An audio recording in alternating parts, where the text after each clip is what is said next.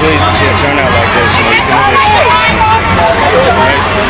Really, it gets better. In a nutshell, all the characters develop. It's good. It's really good. You know, the opportunity to work with Orlando Bloom and Johnny Depp again, you can't turn it down, can you?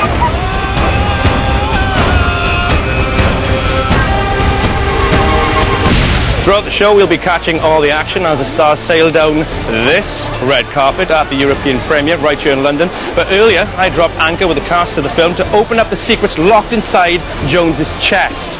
That's Davy Jones, of course.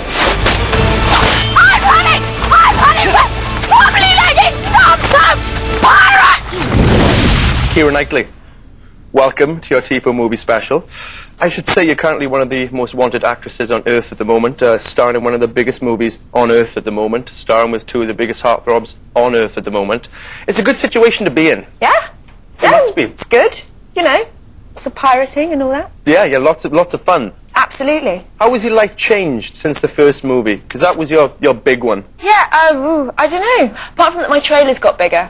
Actually, my trailer's got a lot bigger. And now, how much bigger? A lot bigger. And it's got a coffee machine in it, and a toilet and everything. My goodness. Yeah, I'm so spoiled. At the end of the last film, Elizabeth and Will finally got together.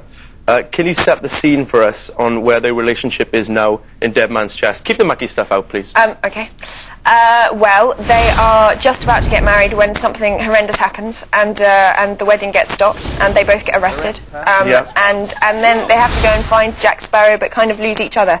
Yeah. So one goes off in one direction, and the other one in the other direction. Instant intrigue. There you go. I want to find Jack and convince him to return to Port Royal and exchange the charges against us what we dropped. And then I intend to return here to marry you.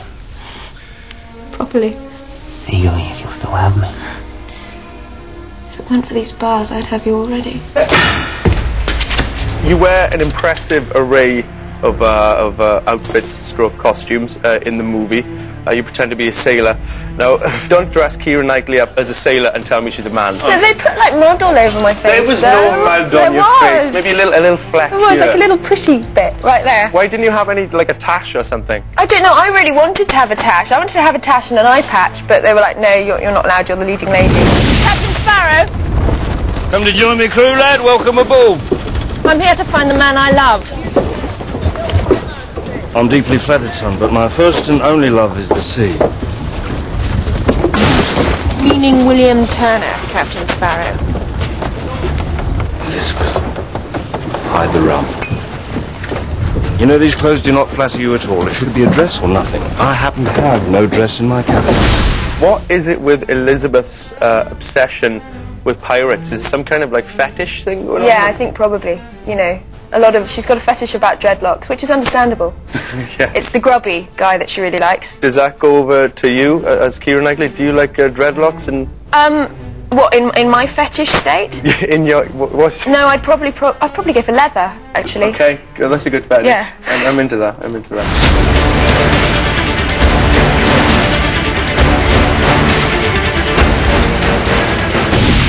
Johnny Depp, how you doing, Steve? Nice to meet you, man. You well? Yeah. Take a load off, man. You're on your feet for goodness, what, 2 hours? Oh, I don't know. I stopped counting. Stopped counting a while back. Goodness, man, I don't know how you do it. Your energy, unbelievable. Did you enjoy it out there? Oh, yeah. They were great, you know. They were amazing. Supporting us, you know. Yeah. How does it feel when you get about 2,000 people chanting your name over and over? That must be quite nice. Well, I mean, it's not something you ever get used to, you know.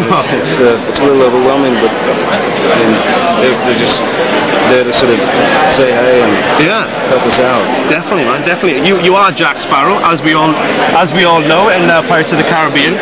Why do you think the whole world, it literally is the whole world, has fallen so hard for this character? Oh boy, well, I don't know if they have. I mean, I don't. They definitely have, man. Let me tell you, in the cinema, when I'm watching you on screen, you literally, one look and the audience in stitches, they love this character.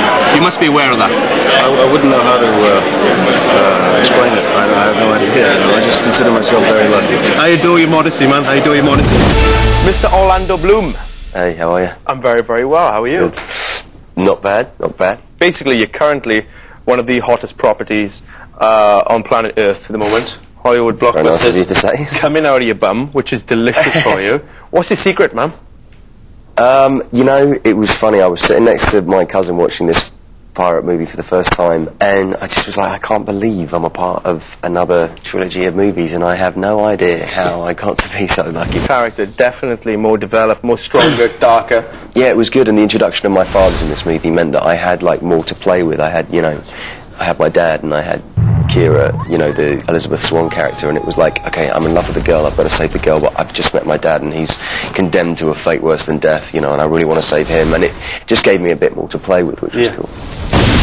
I would say one scene I need to talk to you about, which is, it's breathtaking, it's obviously visually amazing, it's vast, very complex. The runaway mill wheel. So much going on. So much going on, yeah, and it was, I mean, real feat of, you know, film, the way they you know, the way it was all thought out, and we were wired hanging, you know, it had wires running along the top of between two poles, which we were sort of connected to when the wheel was rolling down the hill, and we were sort of doing this sort of running backwards routine. And I was like, it was a very peculiar feeling, and me, Johnny and Jack kind of popped in and out for our bits and did as much as was necessary.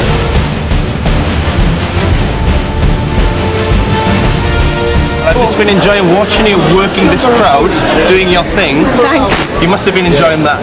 It was amazing. God, so many people turned up. It was quite extraordinary, and they must be absolutely boiling. They are, and some of those people have been there since like 8 o'clock this morning. Some of them camped out last night. Really? Seriously, they did. About 30 people camped in Leicester Very, Square. very uncomfortable.